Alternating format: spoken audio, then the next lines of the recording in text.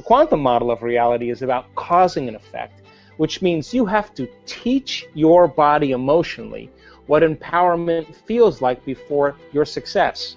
You have to be whole before your healing. You have to be in awe before the mystical moment. You have to feel freedom and abundance before your wealth appears. And when we do that, then to the materialist it would seem really insane or foolhardy because the event hasn't happened. But to the quantum mind, though, the body is getting a sampling of the future before the experience occurs. And if we do this properly and we marry it with a clear intention, the body begins to believe it's in the future instead of in the past. And now we're defined by a vision of the future instead of a memory of the past. And so we teach people how to come out of their resting state. Unfortunately, as I said, most people wait for the crisis to come out of their resting state, and where they say this is enough. But everybody already knows how to do this, because everybody that's on this call has already done something great in their life. And what did they do? They made a decision. They had a vision. They got inspired by that vision. They decided what thoughts would support them to that vision, what behaviors and choices they were going to make. They felt enthusiastic, and they began to get their behaviors to match their intention, and they changed. Now think about it when we set out to do something and we didn't accomplish it. We got lazy, we had a vision, we got emotional, we got too busy, stress got in the way, we had social appointments, and we traded that vision for mediocrity. So we come out of our resting state, and the body has to be energized with a new frequency. And we were capturing in our last workshop probably 40,000 times the amount of energy in people's brains when they did this. Now, 40,000 times the amount of energy, give you an idea. When people's brains are firing in normal, limited consciousness, we're about 10 to 60 microvolts squared of energy. We're talking about 1 million microvolts of energy in a person's brain. I mean, you can charge your iPhone with that. That is how powerful we really are. So then, as we begin to overcome and overcome and overcome those limitations that block the flow of the divine in us, as we begin to remove those layers, we begin to feel connected to something greater. And then the next challenge appears. So when we begin to get our mind and body right, and we begin to look at what piece of knowledge could we apply to this adversity to change something about ourselves, to get closer to source, I think that when people really begin to realize that there's no structure out there, there's structure for drugs, there's structure for alcohol, there's structure for gambling, there's structure for video gaming or overeating or shopping or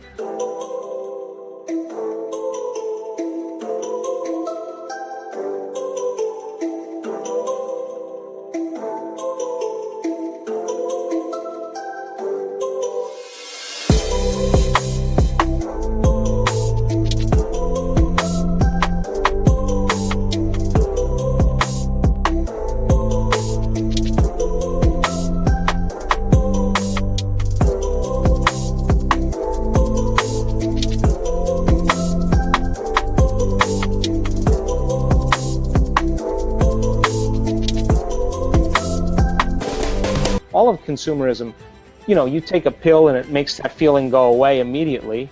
You're going to correlate that internal change with whatever you did to take that, and you're going to develop an attachment or an addiction. And what that does is it begins to broaden the gap. And you could be the wealthiest, the most successful, the most popular person, most good-looking person in the world, but if you haven't overcome that emotion right there, you haven't evolved in one lifetime. And this is where we have to begin to look at where we're going to make the biggest contribution to ourselves, because as we begin to understand that the soul cannot create a future experience, and the soul wants to really have new events and novel experiences, if you're living by the same emotion every single day, and you're anchored emotionally in your past, and your body's been conditioned emotionally to be in the past, then until you overcome that emotion, the soul can't get on with creating anything new, because for the most part, you're bound to a past experience. So when we begin to overcome the emotions, then we're literally pulling our mind out of the past, and that's when we begin to create a new future. Because the simple premise is this: your personality creates your personal reality. And your personality is made up of how you think, how you act, and how you feel. So the present personality, called Panache, has created the present personal reality called his life. So if Panache wants to create a new personal reality, a new life, then he's got to become conscious of those thoughts he's been thinking and change them. Become aware of his behaviors and his emotions and alter those. And I think most people try to create a new personal reality as the same personality, and it doesn't work. We literally have to become someone else. So then, if you begin to embrace this paradigm on the deepest level, then the soul's real desire is really to experience the unknown, to experience something new. And so if you're living and feeling the same way every single day, then it means nothing new is happening in your life. And that boredom right now I'm going to speak for you, that boredom or that predictable, familiar emotion is what's nagging at you and bothering you, because you know on a soul level there's more to experience. So then, as you begin to look at the old identity, and this is where we get stuck, is that for most people, it's their personal reality that's creating their personality.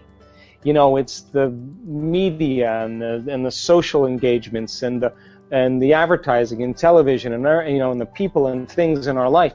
We're reacting to everything known in our life, and by consciously or unconsciously, when we see certain people, we go to certain places, we do certain things at the exact same time. It's the external environment that's controlling how we think and feel. So if you understand that, then it would be a good idea to eliminate yourself from your external environment. That's called meditation. Mm-hmm. You close your eyes, and now you have less sensory information coming into your brain.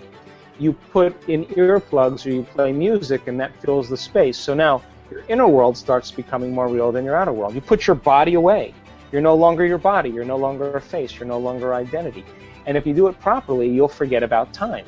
Now, that elegant moment where you dissociate from your body, your identity, your things in your life, the people in your life, the places in your life, and time, that's the moment you become pure consciousness. Now, if you're thinking certain thoughts that are making certain chemicals for you to feel a certain way, and the moment you feel that way, you think more thoughts, and those thoughts create more feelings, and your brain is organized to reflect everything you know in your life. It's an artifact of the past. You're thinking in the past, and those emotions that feel familiar are a record of the past. And for the most part, people are trying to view their future through the lens of the past. They can't get anywhere. So then, as we begin to no longer think and feel in that cycle, and we dissociate into thought alone, the energy that's feeding all of our sexual identity, all of our digestion, all of the energy for importance and control and the adrenal hormones, all that energy has got to go somewhere. And the first place it goes right into the heart. And you know you're getting close when all of a sudden you start to feel your heart open up. When that occurs, the moment that occurs, you're no longer living in your past identity. That's the moment you're completely in the present moment. Now,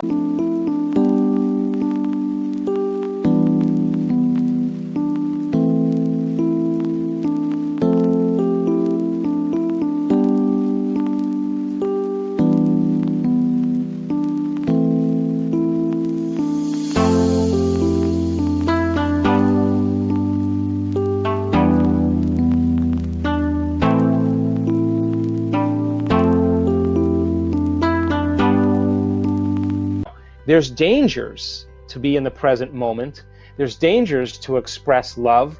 There's dangers to trust, because if you're living in an environment where survival is the credo, you're not going to want to close your eyes and go within. You're not going to want to trust anybody.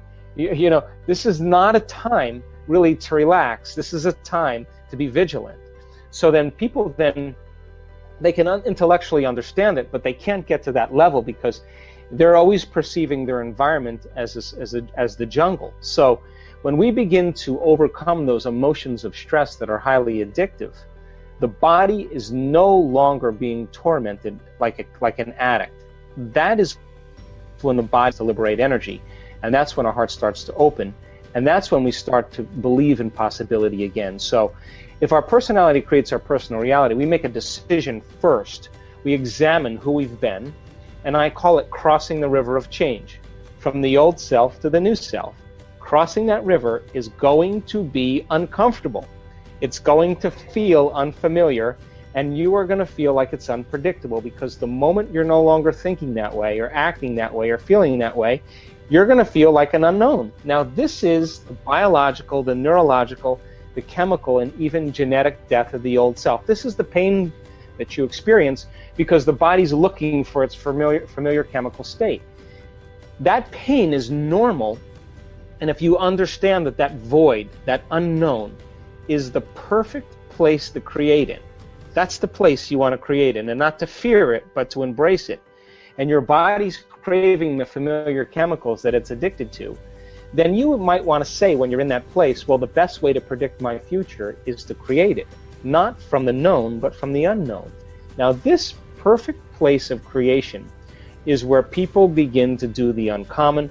This is where their soul begins to speak to them. This is where they see a greater purpose for themselves in their lives, and they're no longer playing by the small-minded games any longer, because they're connected to some bigger vision in the future.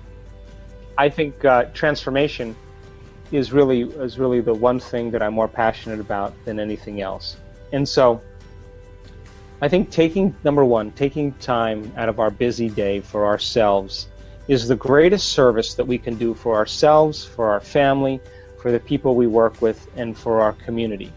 Now, if most people's attention is on their external environment, on their body, and on time, and they wake up every morning and they get out of bed and they do the same thing they've been doing for the last 20 years, then their body's already programmed into a predictable future. Their body's already on autopilot. They have a thought of the coffee pot, and the next thing they know, they have coffee in their hand. They have a thought of the shower, the next thing they know, they're in the shower. They have a thought about going to work, the next thing they know, they're in the car. So their body is following their mind. If they're living by the same emotions every single day, then their body, for the most part, is in the past, because emotions are a record of the past. So finding the sweet spot of the present moment in our meditation is so highly important, because the body has been trained to be in the future. So then most people, when they take their meditation and they stick it in as another thing to do so they don't have to feel guilty, that's not the answer either. Working with your body and understanding that it's the animal, and we do this in our workshops. We make people, we don't make them, we ask them in their meditations to really get to that point where they're unfolding in that infinite field of potentials as thought alone. In other words, if you're going to heal yourself by thought alone, or create something in your life by thought alone, then you have to become thought alone. This is the key element where all of a sudden now, when you keep practicing bringing your body back into the present moment, and you become aware that it's thinking about, or what about this thing I have to do, and this plane I have to catch, and this contract I have to sign, and that person I have to call, that's a predictable future. And you become aware that you're investing your energy into that reality, because where you place your attention is where you place your energy. Or you're living by some emotion of impatience or frustration or vigilance, then you're siphoning energy out of the present moment, and you have no energy to create with. So every time you become conscious that you're moving out of the present moment, and just like riding an unbridled stallion, every time you bring that body back into the present moment and you relax it back down into the present moment and you surrender into nothing, every time you do that, you're reconditioning your body to a new mind. In other words, you're not allowing your body to become the mind. Now, people will say, well, that's going to take a lot of work. And I say to them, well, what's the alternative? What do you want to do? Do you want to do drugs? I mean, nothing is going to help you to get to the present moment but you. And if you practice being present every single day in your meditations, you will be more present in your life and less preoccupied with that worst case scenario, or that moment where something could go wrong, and living by those hormones of stress. And your body then finally starts to trust you. And when your body finally starts to trust you is the moment it's not worried about the unknown. The unknown is no longer dangerous. The unknown is actually an adventure. We are back with Complete the Quote challenge. Can you complete the quote and give us the right answer? All you need to do is to complete the quote or statement that we choose, and if you can do it first, you're the daily winner. Your job is to write the correct answer in the comments below the video, or your guess if you're not sure. In the previous video we were looking for 2 words. The quote belongs to Dr. Dispenza and it goes like this. Turn your brain from a record of the past into a map of, and the correct answer is the future. So, turn your brain from a record of the past into a map of the future. Congratulations to everyone with the correct answer. Today we are looking for 2 words and the quote belongs to Joe Dispenza also. The quote goes like this. When you are observing the old self, you are no longer. Write your answers in the comments below the video. And if you like this video, give your thumbs up and share this video with your friends. Be the first one and win this challenge. Did you understand what Joe Dispenza said? Tell me everything in the comment section. If you don't want to miss my new videos and challenges, subscribe and hit that bell button and you'll be noted when my new video is published. Help me make this video popular by sharing it. If you really like what we do here and want to support us, you can join our channel and our community for a symbolic fee and gain many other additional features. You can do that by clicking the join button next to the subscribe button, or you can click on the link in the description of this video. Stay good and have a great day!